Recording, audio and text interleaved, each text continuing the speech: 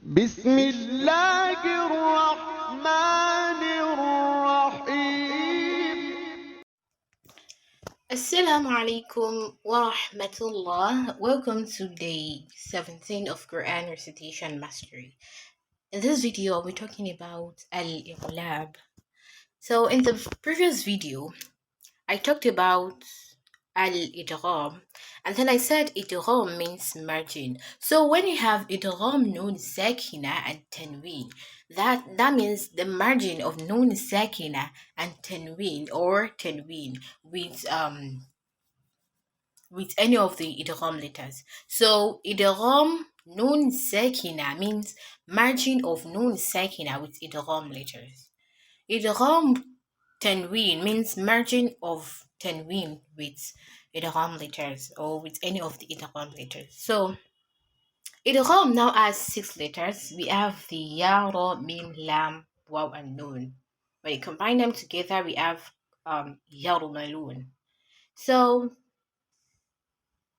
these letters are now divided into two. We have the one that you need to apply gunna, and you have the ones that you don't need to apply gunna. So the ones that don't need gunna is lam and ra. So for example, when you have man before lam, like mim, noon, lam, and mim. So malam. In that case, I didn't apply gunna. But when I say malam, there is gunna. On your own, you should be like malam. That's not correct because your tongue won't even, your tongue won't comply with it. You know that you've recited the wrong stuff. You've pronounced the wrong thing. So malam and then arabi. Arabi. That's noon sakina before ro. I can't remember tanween before lam and ro right now. I mean offhand, but just deal with that. And then you should go to the previous video if you are yet to perfect the pronunciation. So we have the ones with gunna. Those are ya, noon, mim, and wow. So put together we have yanmu. So when you have noon sakina or tanween before any of these letters, you have to apply gunna. And what you're applying gunna to is not the idgham letters, but the noon sakina and tanween, the one with n sound. So we have ayyuminu, ayyuminu, and amza noon and then yu'minu. So an yu'minu, to join both words together we have ayyuminu, not an yu'minu and not ayyuminu, but the fact that you are prolonging the pronunciation. Prolonging means like you're delaying the pronunciation of that yeah, and then that means you are stopping at that. I mean, you are prolonging, you are delaying the pronunciation of that yeah, and you are still on the pronunciation of that noon. I don't know if you understand what I'm saying. So the fact that you're still on the pronunciation of that noon means that you are doing gunna. For example, when I said Arabi, there I matched the noon sakina together with the raw. So I don't need to prolong the pronunciation anyway. So Arabi is different from ayyuminu, ayyuminu. So I think that's a good revision. So let's move on to al-iqlab. Iqlab as a single letter, which is ba. You know, the previous ones we did idhar and then idgham. Those ones have 6 letters each. So this one has ba only. So there will always be a small meme on noon sakina and tanween before the letter ba. So whenever you see noon sakina before ba, you always see a small meme instead of haraka. I mean, instead of fatha, kasra, dhamma, and instead of sukun itself. When noon Saakinah or any letter doesn't take any vowel, that means the letter has sukun, excluding the long vowel, which is alif, waw, and ya. So those ones, if they don't take fatha, kasra, dhamma, they will be mad, right? So this one, when you have noon Saakinah, the sukun might be visible or not. So in this case, in iqlab, there won't be any sukun on it. So that means you'll be having an invisible sukun. So instead, there will be a small meme, a very small meme on top of the noon. If you are always reciting the Quran, you should know this. And then when you have Tanween, if it's Fathatan, you have, Fathatan, it's supposed to be 2 Fatha, right? But in the case of Iqlab, you have 1 Fatha and then a small meme on top of that Fatha. And then you have your letter ba. Same thing applies to to Dummatan. You have a single Dumma instead of a double Dumma, and then a small meme.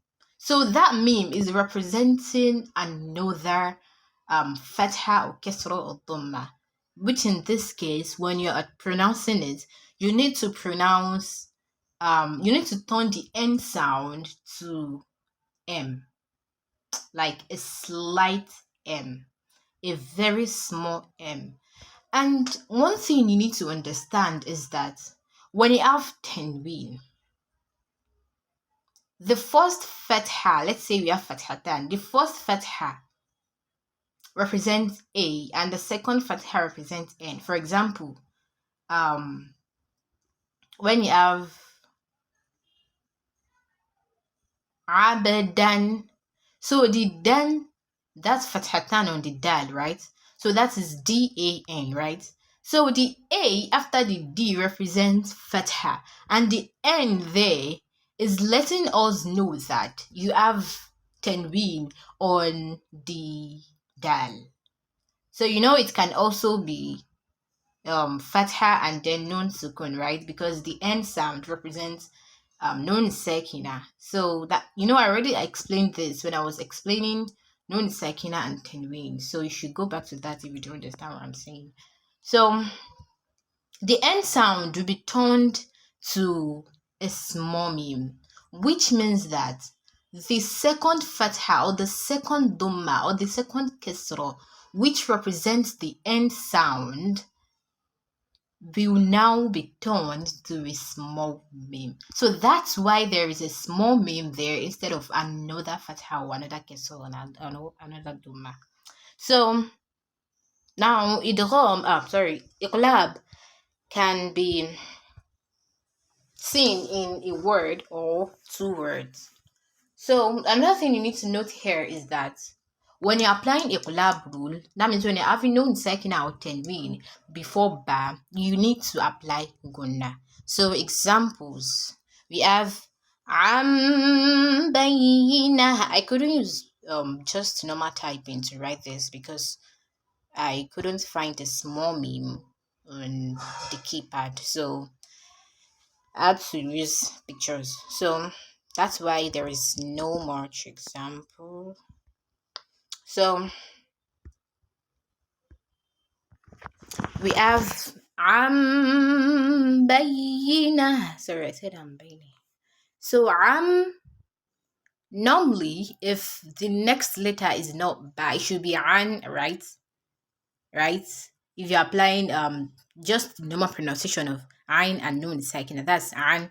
And you can see that instead of sukun here, instead of just leaving the Noon Saakinah without any vowel, without any Fatha, Kasra or Dhamma, and without any sukun on it, having invisible sukun, you are having a small meme. You can have Noon Saakinah without the sukun, like the sukun will be invisible. It might be visible too. So instead of just leaving it like that, there is a small meme there. As long as there is ba immediately after the noon Saakinah. So you will see a small meme on the noon. So this is pronounced as bayina,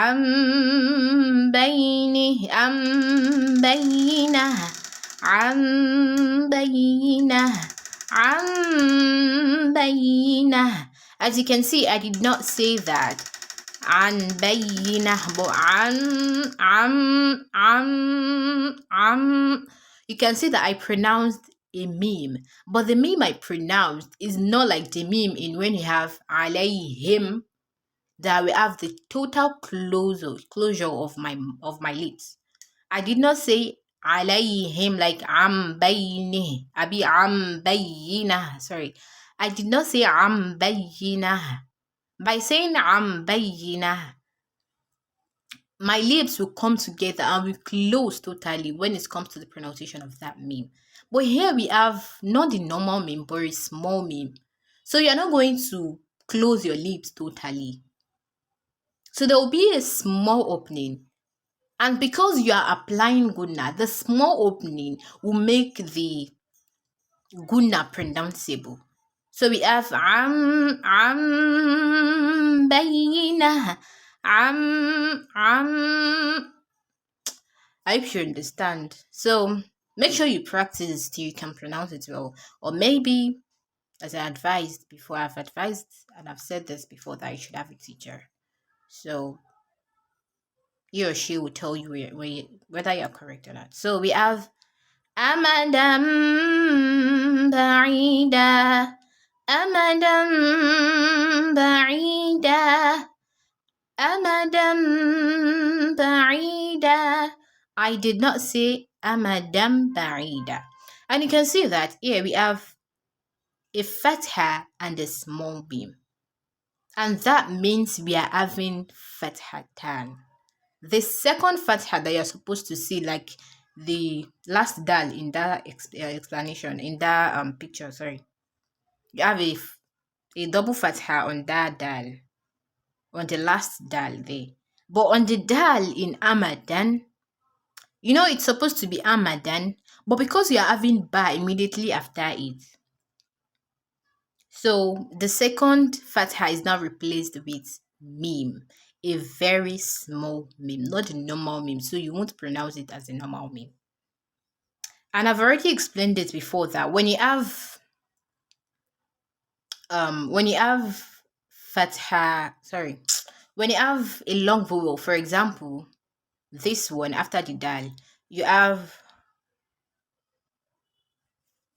alif maddi, waw maddi, or ya maddi, and you have a letter after it. For example, this one, amadam ba'ida. You are joining the dal together with the ba, so you need to forget about the mad that is there. Go back to the lesson if you've forgotten. Also, that's also the case when you have Hamzatul Wasl. So I'm sure you've not forgotten, right? So we have Amadam Ba'ida. Amadam Ba'ida. So the next one we have Ambiya. Ambiya. Ambiya. Then we have Yambaghi. Yambaghi. So not Yambaghi. When I say Yambaghi, my lips will close totally. But when I say yum, you will notice yourself. The person in front of you may not know that there is a narrow opening, but you will feel it when you're talking, like when you're pronouncing it, that there is an opening. So that's why it's called narrow. So you have ينبغي أنبياء عن بينة أمدا بعيدا. So these are the transliterations. أنبياء. As you can see, there is N sound before the meme, before the M. So that implies that you have to apply gunna. So the N that I wrote before the M means you have to apply gunna. So أنبياء ينبغي عن بينة أمدا بعيدا. just keep practicing. You'll get better with time, okay? So, barakallahu fikum, and the exercise here is so find 10 examples of iqlab in the Quran and pronounce them. So you may find more than 10, but 10 is the standard I put here. So you need to find 10 examples and then pronounce them. So if you noticed, I've not been putting down exercises in the description box, and that's because maybe like I've exhausted the exercises I'm supposed to give in the video. So I don't know another example, be another exercise I'm supposed to give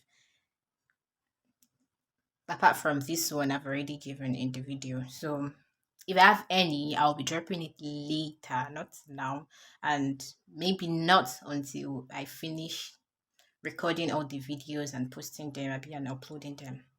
So just manage this for now, manage the exercise in here. So later, if I find more exercise or if I just think about it and maybe I can test you in some ways, I would